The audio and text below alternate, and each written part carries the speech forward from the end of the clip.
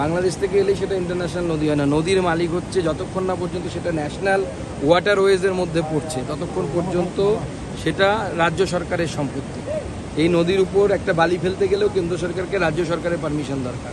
Already যখন শেখ হাসিনা সরকার বাংলাদেশে ছিল 2019 সালে আমি জেতার পর, শেখ হাসিনা সরকারের তরফ থেকে রাত্রেইতে ড্রেজিং করা হবে, বাংলাদেশের পোর্শনে ড্রেজিং করা হবে।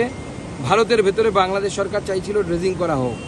সেই চিঠি হাসিনা সরকারের তরফ থেকে কেন্দ্র সরকারকে দেওয়া হয়, কেন্দ্র সরকার পশ্চিমবঙ্গ সরকারকে পাঠায়। কারণ ড্রেজিং কেন্দ্র সরকার করবে, পয়সা কেন্দ্র সরকারের, কিন্তু পারমিশন লাগবে রাজ্য সরকার, কারণ নদীর মালিক হচ্ছে রাজ্য সরকার, যেহেতু এটা ন্যাশনাল ওয়াটারওয়েজ না। আজ অবধি ওই চিঠির উত্তর কেন্দ্র সরকারের কাছে পৌঁছয়নি। শেখ হাসিনা সরকার থেকে বিদায় নিয়ে নিয়েছে, কিন্তু চিঠির উত্তর কেন্দ্র সরকারের কাছে এখনো পর্যন্ত পৌঁছয়নি। প্রত্যেকটি বিষয় এরকম। এই দক্ষিণ দিনাজপুর জেলার জন্য বারবার এইরকম বৈমাত্রীয় সুলভ আচরণ হয়েছে। আপনারা জানেন, আমি উদাহরণ দিয়ে বলে দিচ্ছি, আবার একটা উদাহরণ দিচ্ছি। 1 টাকায়, মাত্র 1 টাকায় কেন্দ্র সরকার বালুরঘাট এয়ারপোর্টটা রাজ্য সরকারকে দিয়েছিল। আপনাদের নিশ্চয়ই মনে আছে, মমতা বন্দ্যোপাধ্যায় নিজে এসে বলেছিলেন বিমান চালাবো এখান থেকে।